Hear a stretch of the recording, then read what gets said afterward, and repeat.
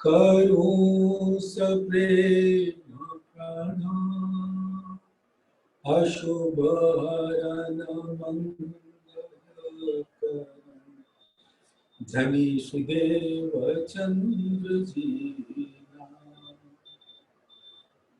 श्री प्राणनाथ निज मूलपति, श्री मेरराज सुनाम। तेज कुंवरी श्यामा युगल को, पल पल करूं प्रणाम। पिया जी को पल पल करूं प्रणाम। प्रथम लागू दो चरण को, धनिये न छुड़ायो खिन, लाख तले डाले मेरे जीव के जीवन। इन पाँव तले पड़ी रहूं, धनी नजर खोलो पातू, पलना वालू निर्कुमित्र, मेरे जीव के जीवन, मेरे जीव के जीवन।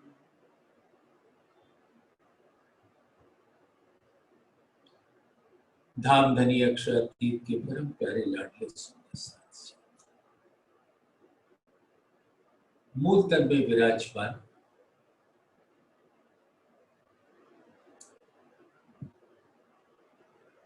हमारी प्यारी आत्मा आपके चरणों में कोटान हो।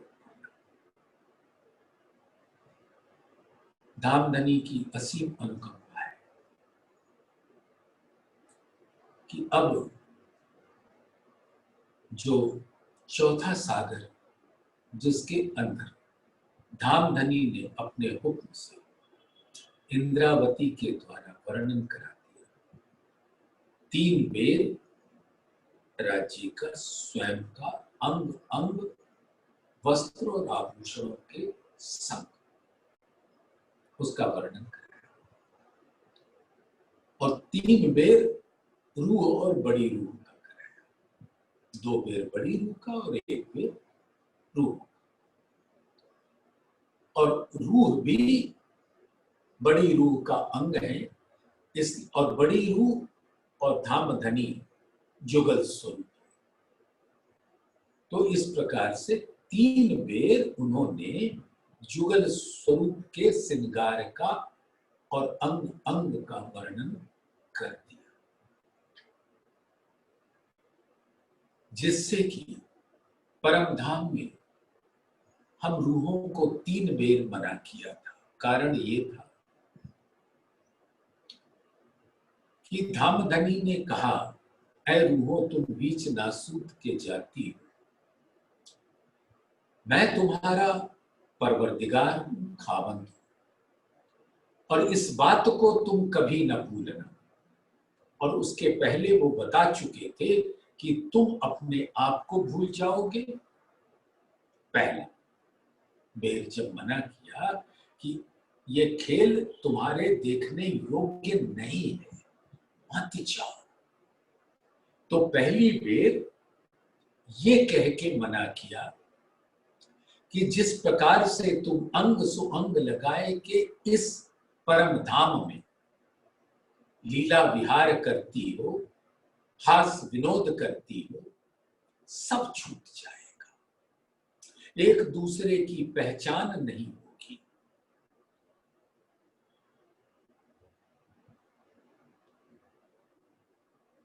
मतलब जो अंग से अंग लगाए रहती थी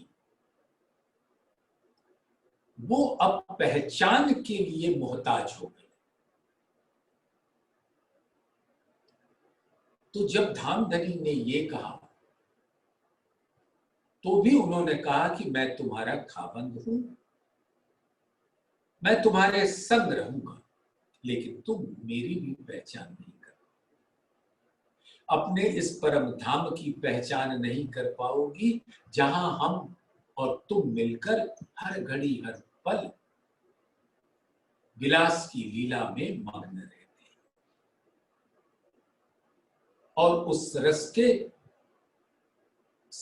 का जो आनंद होता है उसमें तुम अपने स्वरूप को आनंद की लहर ही मानोगी। तो ऐसा परम धाम में होता, लेकिन ये सब तुम भूल जाओगे। फिर तीसरी बेर मना किया कि तुम मुझको भी भूल जाओगे। इसलिए 3 बेर राज्य ने, पर ब्रह्म ने, अक्षरातीत ने अपने जुगल स्वरूप यानी अपने तन का, जो इश्क का तन है, नूर का तन है, और उस इश्क के रस रूपी आनंद का तन है, तो तन वो भी इश्क का, नूर का, लेकिन उसके अंग अंग में उस इश्क का रस बहता है जो आनंद है।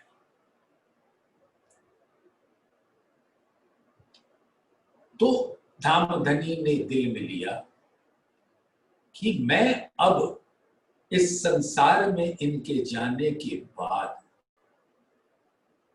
अक्षर का खेल देखना तो मात्र एक कारण बना दिया, लेकिन इनको मुझे दिखाना है अपना तन और दिल, यानी परम धाम की जो हकीकत की लीला है, जिसके अंदर ये रूहें ये पहचानती ही नहीं थी कि उनमें और मुझ में और श्यामा जी में कोई अंतर नहीं, ये नहीं पहचानती। तो इनको मैं अपने इश्क की पहचान दूंगा, यानी अपने तन की पहचान दूंगा, और उस इश्क से होने वाली हकीकत की लीलाओं की पहचान दूंगा, यानी इश्क की हकीकत का पहचान दूंगा।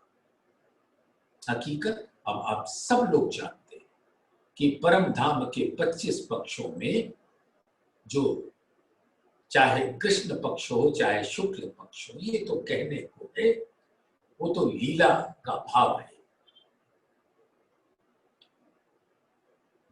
हर घड़ी हर पल इश्क की लीला होती,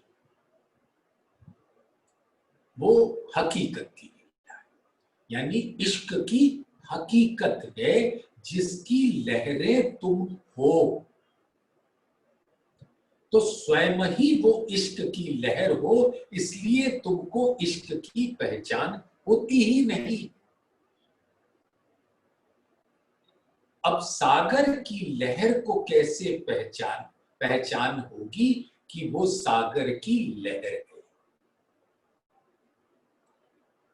तो ये स्थिति है कि इश्क की हकीकत में रहते हुए न इश्क की पहचान, न हकीकत की पहचान, न हकीकत के उन स्वरूपों की पहचान।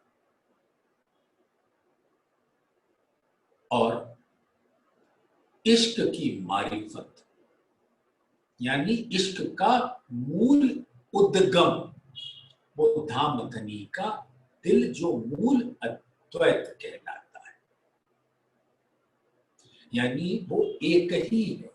मार्फत वाहिद होता है, वाहिद माने एक, और उसकी लहरें वाहिदत होती है। तो वाहिद की लहरें वाहिद, मार्फत की लहरें हकीकत में प्रकट होती। तो इश्क की मारिफत प्रकट होती है इश्क के हकीकत में, और सभी रूहें मार्फत का ही स्वरूप होने से जब वहां लहरों के रूप में प्रकट होती है, तो उनको नहीं पता होता कि उनका मूल स्वरूप क्या है। वो तो प्रेम में मगन रहती हैं, और प्रेम, उनको ये नहीं पता कि प्रेम का मूल स्वरूप इश्क होता है। इश्क मारिफत और प्रेम हकीकत, और दोनों का मूल उद्गम धामधनी का दिल है। नहीं तो धामधनी ने ऐसी सुंदर करिश्मा किया, हिकमत किया कि अपने जुगल स्वरूप का वर्णन करा के इश्क की पहचान दी और इश्क के रस आनंद की पहचान दी, हकीकत की पहचान दी और मारिफत की पहचान दी। इश्क मानो तन के अंदर प्रकट होता है, अंग देखे जेते सूरत के सो तो सारे इश्क सागर। अब जुगल स्वरूप के जो अंग अंग है वो इश्क के सागर हैं, नूर तन है और नूर इश्क का उद्गम है। तो इस प्रकार से जो रूहें रहती हैं राज्य के दिल में, जो असल दिल उनका मूल मिलावा है, वो मार्फत में रहती हैं और जब प्रकट होती हैं तो मार्फत की ही, वाहिद की ही जो लहरें हैं, वाहिदत जिसको कहते हैं हक की वाहिदत, यानी मार्फत की वाहिदत। तो वाहिदत को नहीं पता कि वो उनका मूल है वाहिद।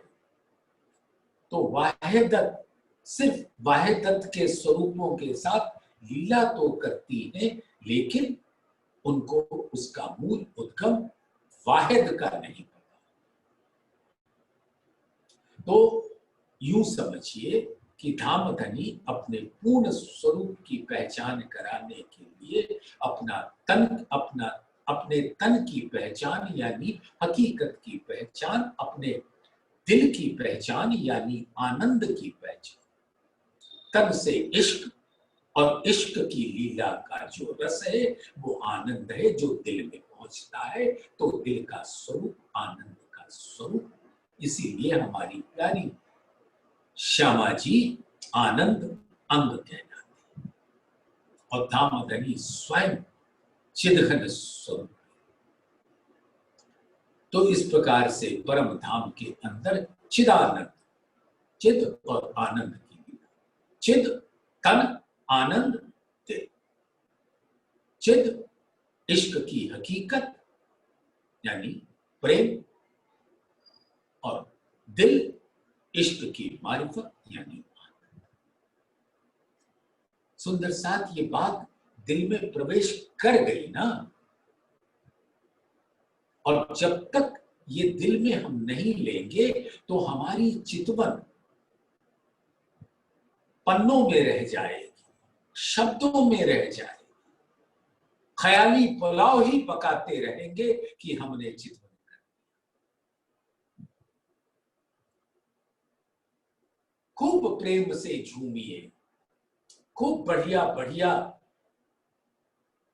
स्वरूपों का वर्णन कीजिए, चर्चनी कीजिए, लेकिन जब तक दिल की लहर वहां नहीं पहुंचती, सुंदर साथ अभी जैसे आपको मैंने बताया कि धामधनी का मार्फत रूपी दिल लहराता हुआ परम धाम का हकीकत स्वरूप बनता है, जहां प्रेम की ही लीला होती। इश्क घनीभूत स्वरूप, मार्फत स्वरूप, और प्रेम द्रवीभूत स्वरूप, हकीकत स्वरूप। तो उन लहरों को नहीं पता होता कि किस सागर की वो लहरें नहीं। तो परम धाम के अंदर जैसे धामधनी के दिल की ये लहरें हैं, वैसे ही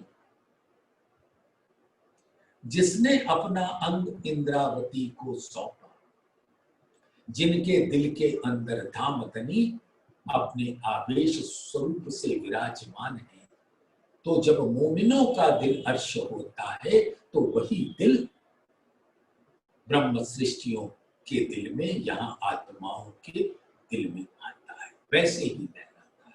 जैसे परम धाम में लहराता है।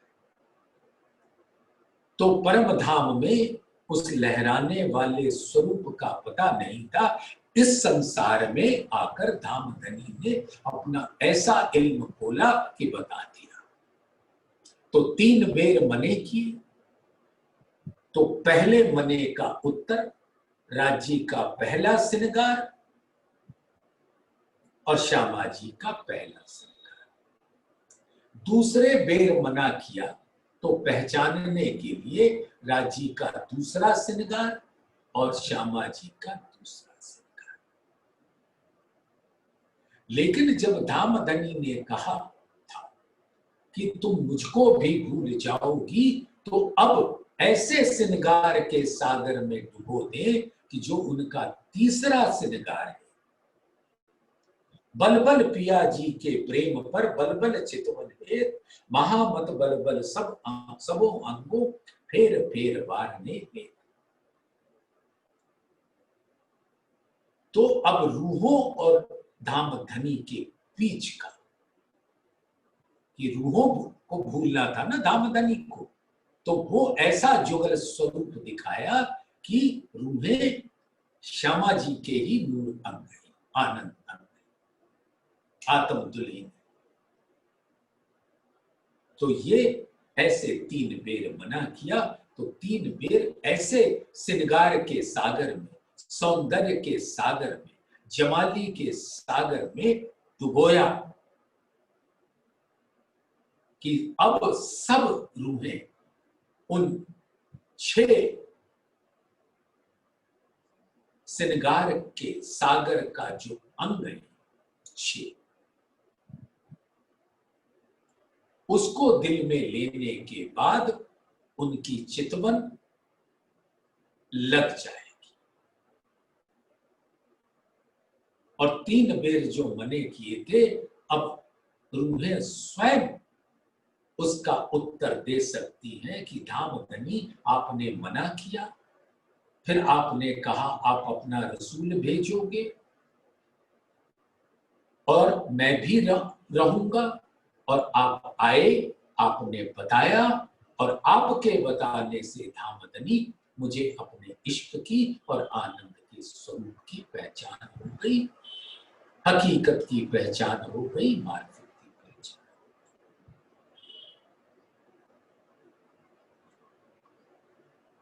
तो ये धामधनी आपकी अनंत मेहर भरी नजर का जो रस है वो अब उसने मुझे बता दिया।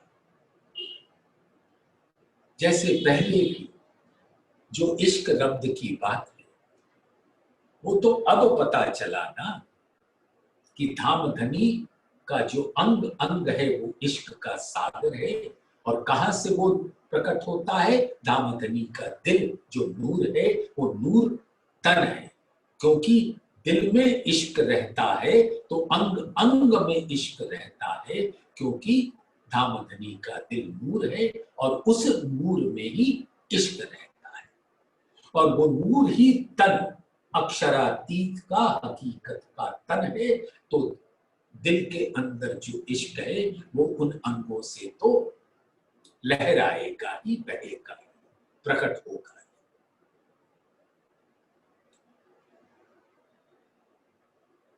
तो ये बात पता नहीं।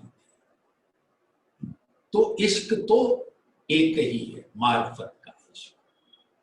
जब वो वाहिदत का इश्क हो जाता है, यानी हकीकत का इश्क हो जाता है, तो हर लहर को ऐसा ही अनुभव होता है कि वो स्वयं ही इश्क का स्वरूप है।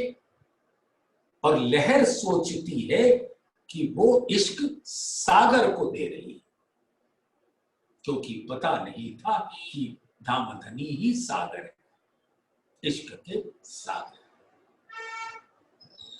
इसका एक उदाहरण कि इश्क तो एक है, वाहिद है, मार्फत है। और वो जैसे यहां पर एक माइक पे मैं बोलूं और एम्पलीफायर्स के द्वारा बहुत सारे स्पीकर्स पूरे ब्रह्मांड में लगा दिए जाएं और मैं बोलूं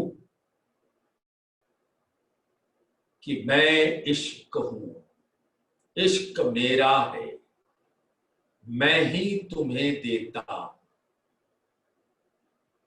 तो सारे स्पीकर के स्वरूप के अंदर से वही आवाज निकलेगी, क्योंकि मेरा दिल ही उन स्पीकर के अंदर से बोल रहा है।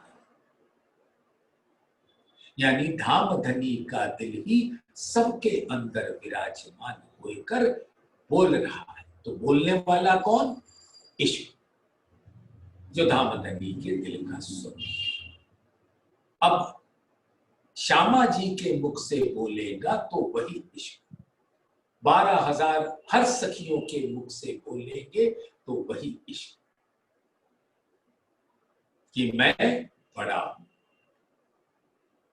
तो इश्क परम धाम में कोई झूठ बात तो होती नहीं, सत्य वचन है कि इश्क तो बड़ा है ही। वही इश्क सबके अंदर लहराता हुआ वचन में प्रकट होता है।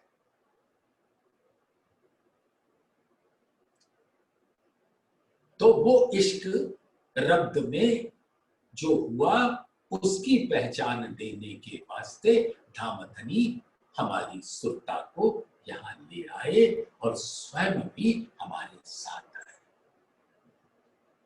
सागर पांचवा इश्क का। अब ऐसे चौथे सागर, सिनगार के सागर, दधि के सागर, सौंदर्य के सागर में हम सबको संग लेकर झीला आया और उसके रस का पान कराकर अब बता रहे हैं कि उस सौंदर्य का असल स्वरूप तो इश्क होता है, जिसके रब्त से तुम्हारा यहां आना हुआ। पांचवा सागर पूरन। अब ये पांचवा सागर क्या है? इश्क का सागर, घृत सागर, आसमानी रंग का सागर। जब वो लहराता है तो घनीभूत स्वरूप में आसमानी रंग और द्रवीभूत स्वरूप में लाल रंग, प्रेम का रंग तो लाल होता है। लाली देखन मैं चली, मैं भी हो गई लाल, लाली मेरे लाल की जित देखूं तित लाल, लाली देखन मैं चली, मैं भी हो गई लाल। यानी प्रेम के रंग में मेरे रंगरेज ने हमको ऐसा डुबोया कि मैं भी लाल हो गई, प्रेम का ही स्वरूप हो गई। तो पांचवा सागर पूर्ण। अब वो इश्क का सागर अनंत है, पूर्ण है। जितनी लहरें प्रकट हो फिर भी वो सागर पूर्ण है। गहरा गुज गंभीर, इस ब्रह्मांड में आज तक आद अनाद से कोई नहीं जान पाया, इसकी थाह नहीं ले पाया। न अक्षरातीत का पता, न उनके गुणों का पता, खाली पर ब्रह्म कहते रहते। ब्रह्म कौन है और पर ब्रह्म कौन है, इसकी भी पहचान। तो इश्क की पहचान कैसे होगी? कोई भी थाह नहीं लगा सका, इसलिए इश्क के सागर को गहरा कहते हैं। और वो ऐसा रहस्यमयी है क्योंकि उसके भेद सिर्फ रूहें जान सकती। कोई जीव सृष्टि के पास ऐसा सामर्थ्य की शक्ति नहीं है कि वो जान सके उन इश्क के गुह्यतम भेदों को। एक तो इश्क स्वयं में गुह्य, बातून और उसकी बारीकी का स्वरूप मार्फत। इश्क की मारिफत और इश्क की हकीकत कुछ नहीं। इसलिए इसको गुझ कहते हैं। और गंभीर ये इतना गहन विषय है कि जब तक धामधनी वो इल्म नहीं देंगे जो उनके दिल से स्वयं प्रकट हुआ, यानी इल्म के सागर से प्रकट हुआ, और आपको ऐसी अपने हुक्म से जागृत बुद्धि नहीं देंगे, तो निज बुद्धि के ज्ञान से भी आप इश्क के सागर की पहचान नहीं कर सकते। निज बुद्धि से ज्ञान उतरा तो, लेकिन अगर आपने सपने की बुद्धि से उसको ग्रहण करने का प्रयास किया तो शर्तिया निष्फल जाओगे। जब धामधनी हमारे दिल में जागृत बुद्धि को दे देते हैं, जागृत बुद्धि दे इन्हों को जिनसे देखी लहरें बहा, इश्क की लहरों को जागृत बुद्धि से ब्रह्म सृष्टियां ही देख सकती है, क्योंकि जागृत बुद्धि दे इन्हों यानी ब्रह्म सृष्टि। न ब्रज में बताया कि मेरा इश्क क्या, क्योंकि ब्रज तो ज्ञान की अज्ञान की अंधकारमयी रात्रि थी। हाथ को हाथ नहीं सूझता, बस यार बन के खेल रहे हैं, मस्त है। पता नहीं इस खेल का स्वरूप क्या है, और मेरे यार दोस्त सखा कौन है, क्या संबंध है, कुछ नहीं। इस तन के रिश्तों से हमने अपना संबंध जोड़ रखा। तो इश्क की बात कैसे बताते? रास में गए तो मात्र आधी नींद उड़ाकर इतनी पहचान दे दी कि मैं तुम्हारा प्रीतम हूं। लेकिन उनकी निस्बत क्या है, उनका आपस में संबंध क्या है, और घर कैसा है, और मेरा मूल स्वरूप क्या है, नहीं पता। तो ये आकर बताया इस जागनी के ब्रह्मांड में, जब रूहों के संग पधारे। और ये ब्रह्मांड का करिश्मा तो ये है कि अब सब रूहें चौथे सागर का रस प्राप्त करने के बाद जुगल स्वरूप के छवि को अपने दिल में, शोभा को अपने दिल में अखंड कर सकती है, और वो शोभा अखंड होते ही सब आत्माओं का दिल हर्ष हो जाता है, खिलवत हो जाता है। इसलिए इश्क के स्वरूप को गंभीर कहा जाता है।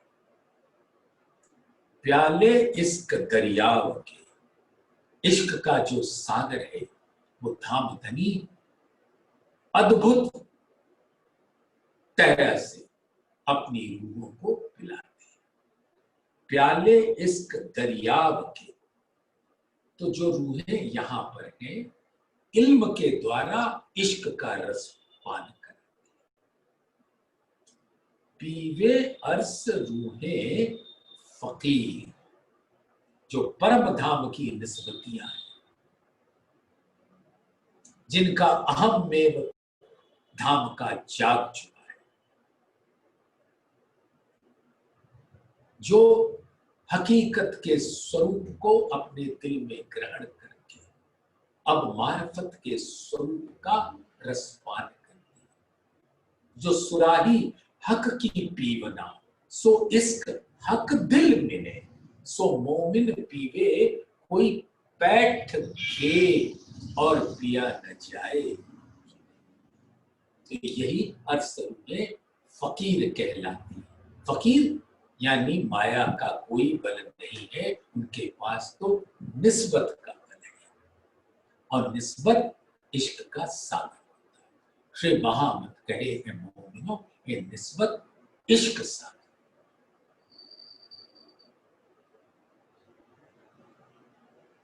तो प्याले इश्क दरियाव के, पीवे अरस रूहे फकीर। इन रस को ए सागर, इश्क का सागर और उसका रस आनंद, पूरन जुगल किशोर। तो जो तन और दिल की बात चल रही है, जिसका बयान चौथे सागर में धामधनी ने बड़े प्यार विस्तार से हम रूहों के दिल में पहुंचाने के वास्ते दिया। अब जो उस सागर में झीलेगा वो इश्क के लहर की सुगंध लेगा, उसके रस का पान करेगा और उसके रंगों में झीलेगा। और वो इश्क का सागर क्या है? जुगल किशोर का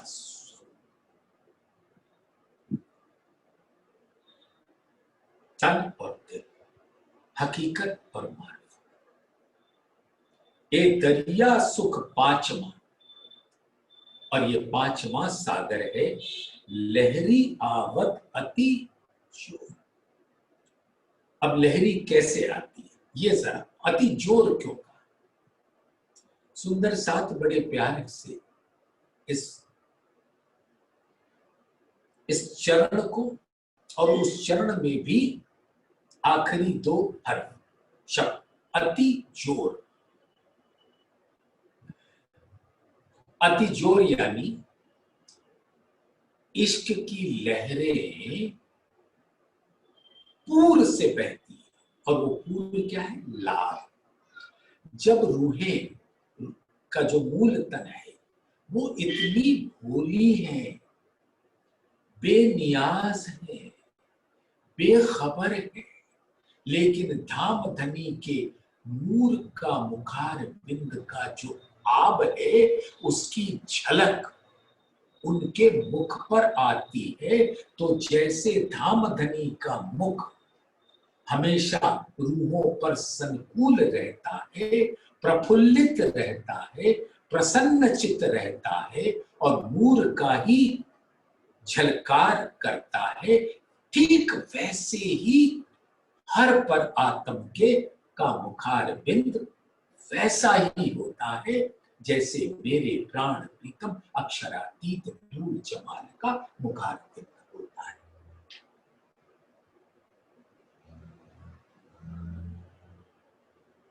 और जब धामधनी अपने मुख के छवि को रूहों के मुख पर देखते हैं तो फिदा हो जाते हैं, और फिर अपनी रूहों पर, उनके मुखार बिंदु पर इस प्रकार से फिदा होते हैं कि उनके दिल में अनंत हेत लाड़,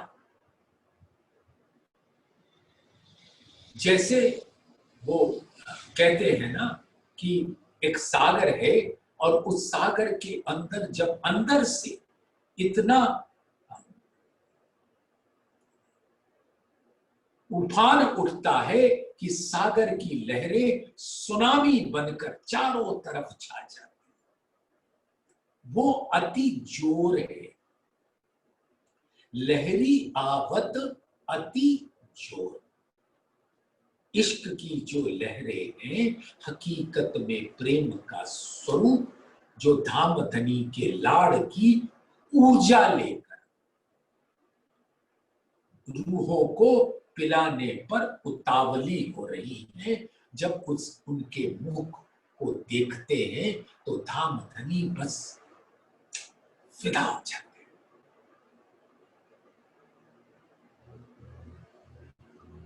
बस अब उनका दिल एक ही बात लिए रहता है कि ओ मेरी प्यारी रूहों, अब तुम जाग जाओ,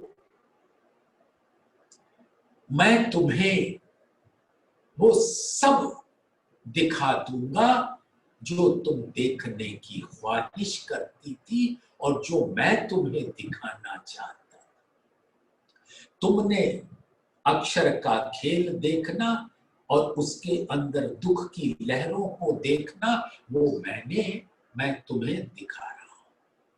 लेकिन जो मैंने दिल में लिया था कि तुमको अर्श की पातशाही दिखाऊंगा और वाहिदत का इश्क दिखाऊंगा, अपने तन का स्वरूप दिखाऊंगा, अपने दिल के स्वरूप को दिखाऊंगा, बस अब वो भी मैं तुम्हें दिखाऊंगा।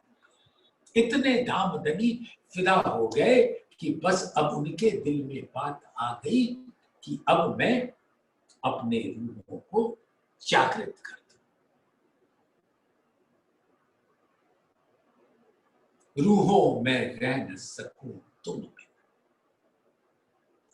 रूहें रह न सके मुझ बिन, जब पहचान होवे वाको। तो पहचान ही दे रहे हैं ना इल्म से।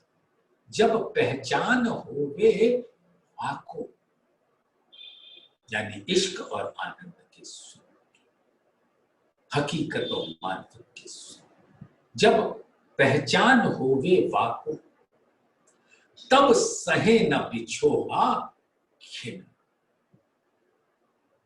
तो जो धाम धनी ने दिल में लिया वो पर आत्म के अंतस्करण में आ जाता। तो पर आत्म के अंतस्करण जेती बीतत बात, तेती इन आत्म के करत अंग साख्य। और इस मानव तन को जिस आत्माओं ने परम धाम के अंकुरियों ने धारण किया, अब उन तनों को भी बस मात्र वाणी चाहिए, चितवन चाहिए, धाम चाहिए, जुगल स्वरूप चाहिए, इश्क चाहिए, आनंद चाहिए, एकत्व के रस में भीना रहना चाहिए। और ऐसे रस की शीतलता, चैतन्यता, कोमलता, सुगंध, माधुर्यता मेरे दिल में भर जाए आत्मा की पुकार। और इस रस से मैं हमेशा उमंग की स्थिति में रहूं, उल्लास, ऊर्जा, प्रेम, आनंद, सौंदर्य, एकत्व, आभा, कांति, चमक, इस सारे मूल के गुण अब आत्मा के दिल में उन लहरों को लेकर आनंद पहुंचाता है। ए दरिया सुख पांचवा, लहरी आवत अति जोर। धाम धनी फिदा हुए तो लाड़ ने ऐसा जोर मारा कि उस इश्क की जो पूर बहने लगा, परम धाम में पर आत्म झीलने लगी और इस संसार में इल्म के द्वारा आत्माएं झीलने लगी। और आत्मा ने झील कर जब तन और दिल, हकीकत और मार्फत की पहचान कर ली, इश्क के स्वरूप की पहचान कर ली, तो पर आत्म के दिल ने भी वो पहचान कर ली। अति सुख बड़ी रूह, अब जब वो लहरी आवत अति जोर, तो जो बड़ी रूह को उसका आनंद मिलता है वो अतिशय होता है। और उसके उनके ही अंग है रूहें, तो उनको भी वो अतिशय आनंद का सुख मिलता है। इश्क का रस, प्रेम का रस, आनंद, और आनंद की देन है सुख, और सुख की देन है सुकून, चैन, करार।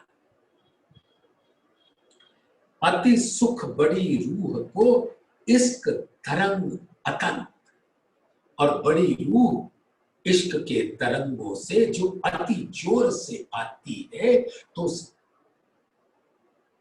श्यामा जी का स्वरूप उसमें झीलने लगता है, तो उनके नूर अंग आत्माएं भी उसमें झीलने लगती है। मुख मीठी अपनी रूह को रस रसना पिलावत। और यहां पर धाम धनी अपने इल्म को, जो उनकी मीठी रसना, धामधनी की रसना इश्क से सराबोर रहती, और उस रसना से जब कुछ प्रकट होता है तो वो मूलतः इश्क का ही स्वरूप होता है, अति मीठा होता है, सुखदायी होता है, आनंददायी होता है। रस, मीठा, आनंद, सुख, सब ये पर्यायवाची है इश्क के रस को कहते हैं। तो मुख मीठी अपनी रूह, अपनी बड़ी रूह को और रूह को अपनी रसना से इल्म का रस पिला रहे हैं, और उस रसना से जो इश्क से सराबोर है, तो इल्म भी इश्क से अरस परस। हेत कर इन रूहन की प्यार सो बात सुना। अब यहां पर भी धामधनी से जब हम अपने दिल की कुछ बातें करते हैं, जो कुछ अपनी रूह का खोल मासूक आगू, यूं कर जन्म सुफल, ऐसी कर हक सो तू।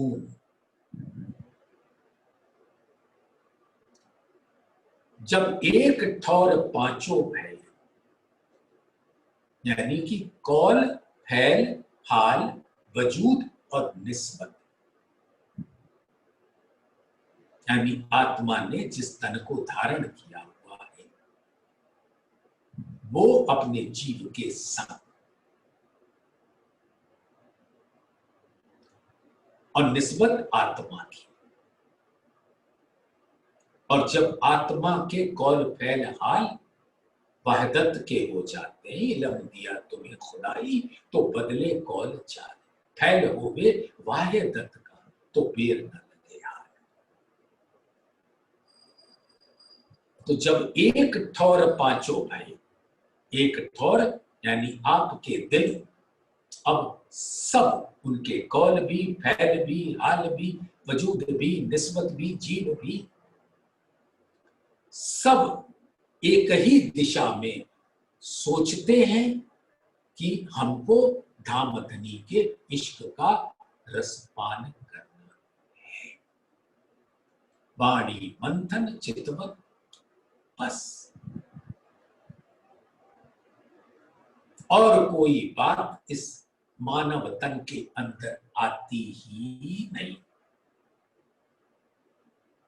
तो क्या होगा सुंदर सा?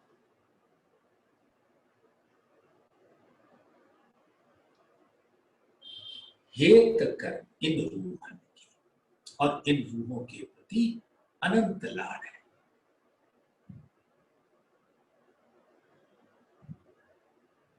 प्यार सो बात सुना, तो जो जब एक ठौर पांचों भय, तब तुम्हारा इत का सत संदेशा हक को क्यों न पहुंचे माहे बका। बस सुंदर साथ के जब ये कौल, फैल, हाल, वजूद, निस्बत सब एक रंग, एक रूप हो जाती है, तब आत्मा के दिल की बात पहुंच जाती है धामधनी तक। तब तुम्हारा इतका सत संदेशा हक को क्यों ना पहुंचे माहे बका, यानी धामधनी के दिल में। तो हेत कर इन रूहन की प्यार सो बात सुनत। अब जो हम रूह ने अपने दिल का गोए खोल दिया धामधनी के आगे, जो कुछ अपनी रूह का सो खोल मासूक, सो वचन अंदर ले के मुख सामी पान ओलत। अब धामधनी उन वचनों को बड़े प्यार से अपने श्रवण अंग से सुनकर अपने दिल के अंदर लेते हैं, जहां इश्क का सागर लहराता है, तो वो सारी रूहों की बातों, वचनों को इश्क से सराबोर करके अपनी मीठी रसना से, इल्म से प्रकट करते हैं। सुंदर साथ आपने न जाने कितनी बार इसका अनुभव किया होगा कि जब भी आपके दिल में कोई बात आती है, मानो आप धाम धनी को मुखातिब होकर, उनके रूबरू होकर कह रहे हो अपने दिल की बात, माया की बात नहीं, दिल की बात, आत्म के दिल की बात। और जब आप वाणी पधरा कर खोलते हो, तो हुक्म की चौपाई आपको वही बात दिखा देती है जो आपके दिल में थी।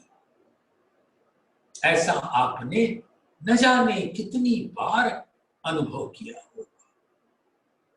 कई बार ऐसा भी होता है कि चर्चा करते करते एक चौपाई का जब वर्णन आ रहा होता है, उसके रंग नजर आ रहे होते हैं, धाम धनी की रसना से वाणी सुनाई दे रही, जो रूह कहावे अर्स की, सो सुनियो अर्स तन कान, अर्स अकले विचारियो, मैं कहती हूं अर्स जुबान। तो जब वो बात चर्चा हो रही है तीसरी चौपाई की, मान, और उसको देखते देखते धाम धनी के दिल के नूर का किरणें दिखने लगे, उसके रस का झरना बहने लगे और दिल उमंग से भर जाए, तो धाम धनी अपनी रसना से आत्माओं के मुख के द्वारा वो वचन प्रकट कर देते हैं जो आप कभी पाएंगे ऐसा, जो तीसरी चौपाई में आप बात कर रहे थे, बिना 17वीं चौपाई को देखे वो 17वीं चौपाई जब खुलती है तो आपके दिल में आता है कि ये तीसरी चौपाई में तो मैंने यही तो कहा था। तो धाम धनी ने अपना दिल लेकर वो तीसरी चौपाई में ही खोल देते। सुंदर साथ, न जाने कितनी बार हम सब सुंदर साथ ने आपस में इसका अनुभव किया होगा, और वो अनुभव अति आनंददायी, अति सुखमय होती है। तो हेत कर इन रूहन की, प्यार सो बात सुनत, सो वचन अंदर लेके, मुख सामी पान बोलत। यहां पर वो इल्म ही तो है जो धाम धनी के मुखारबिंद से उतर, अर्स की जुबान से। नैनो नैन मिलाए के, अमी रस सींचत। अब धाम धनी के नैन हर घड़ी हर पल अपने पर आत्म के मुखार बिंदु पर वो देखते रहते अपने नैन की नजर से, और अपने मुख की ही आब से भरी हुई छवि को, नूर को रूहों के मुख पर देखते, तभी तो फिदा होते।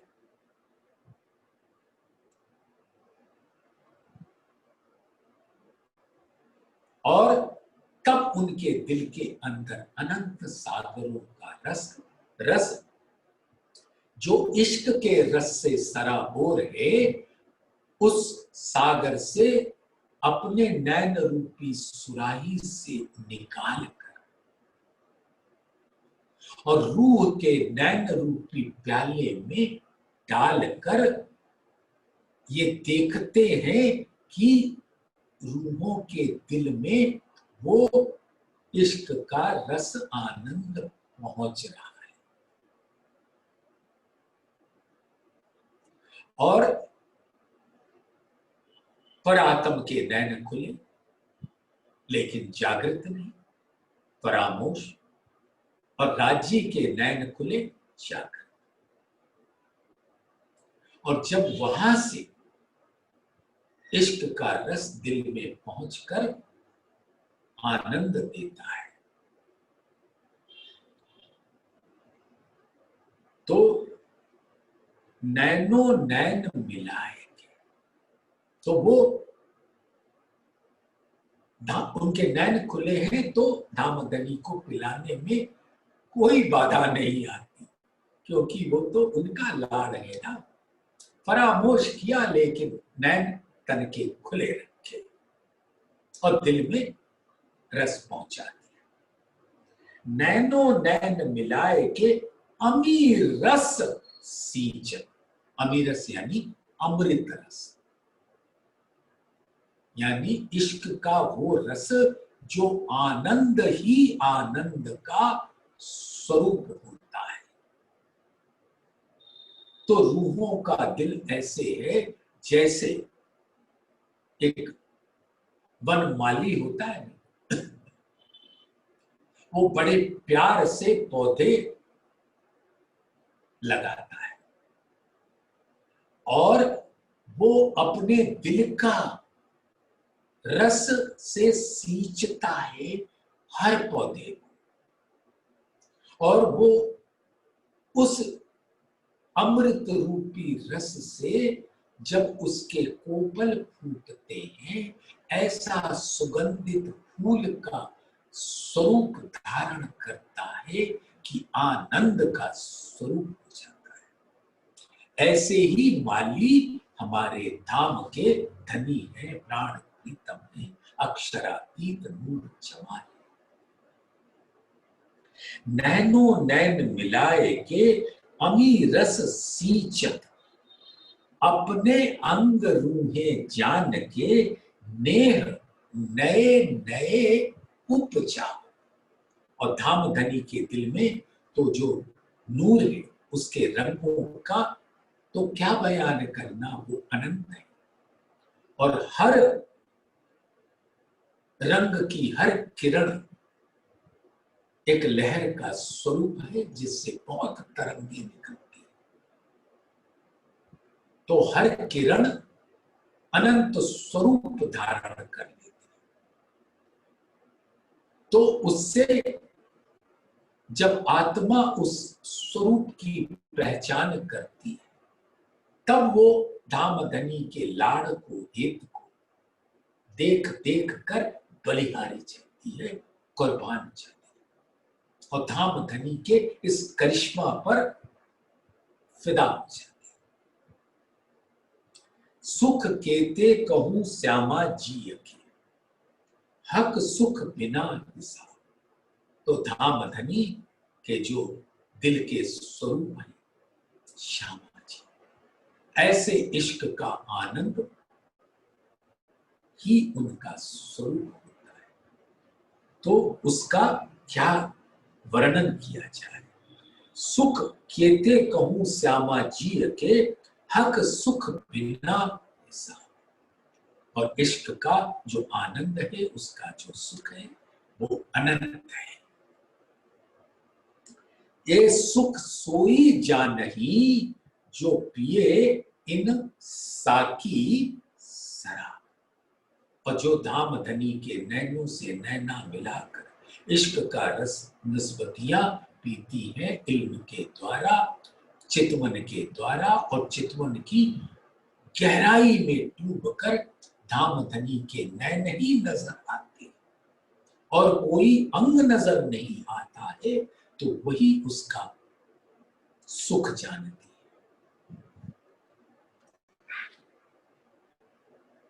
है। रस भरी अति रसना, अति मीठी वल्लभ बान।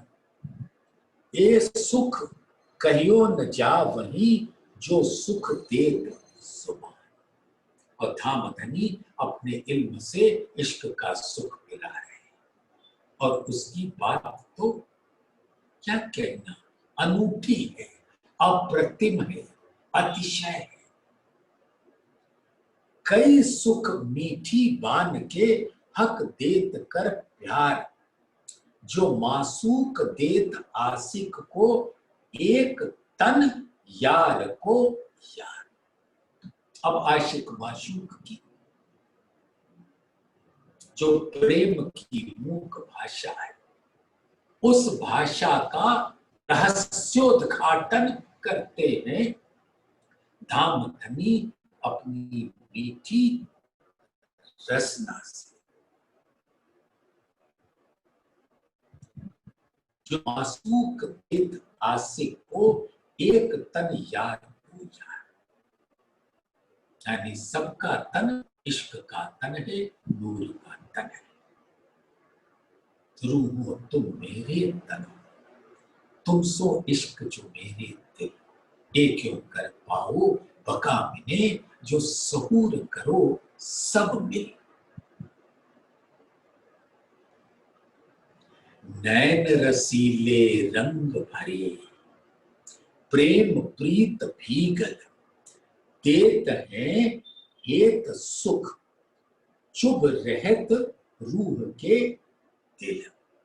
अब धामधनी के नैन जो है इश्क के रस से भरे हुए, उसके रंग से भरे हुए, और उसके अंदर प्रेम धामधनी का जो इश्क का लहराता हकीकत स्वरूप है, और प्रीत जो लाड़ है उससे भीगा हुआ है। देत हैं जब हेत सुख, अपने लाड़ का जब सुख देते हैं, चुभ रहत रूह के दिल।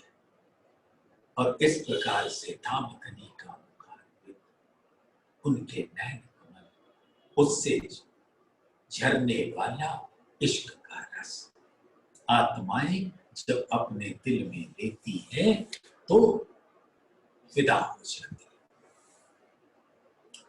इश्क प्याला रंग रस का जब देत नैन मरोर, फूल पहुंचे तालू रूह के कायम चढ़ाव होत जोर।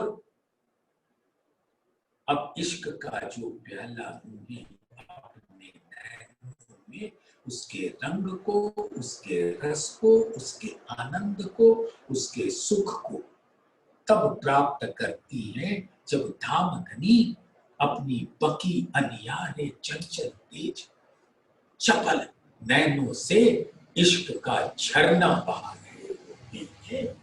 तो फूल पहुंचे तालू रूह के, फूल यानी आनंद, इश्क का रस, फूल पहुंचे तालू रूह के। अब वो आनंद आत्मा के दिल में आ जाता है, कायम चढ़ाव होत जोर। अब आत्मा जब उसमें झीलने लगती है तो वो उन लहरों का ही स्वरूप हो जाती है, और आत्मा यानी आशिक और धामधनी यानी माशूक, दोनों के नैन अरस परस हो जाते हैं, एक हो जाते हैं, जैसे परम धाम के रंग पर वाली मंदिर में होते हैं। और ऐसा तो चितवन के स्वरूप में ही संभव है। ज्ञान से चितवन, इल्म से चितवन, और चितवन से प्रेम।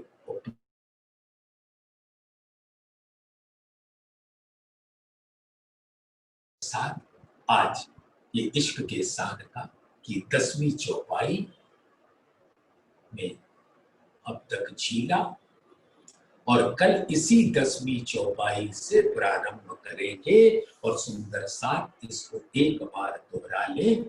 इश्क प्याला रंग रस का जब देत नैन मरोर, फूल पहुंचे तालू रूह के कायम चढ़ाव होत जोर। बोलिए श्री प्राणनाथ प्यारे की जय।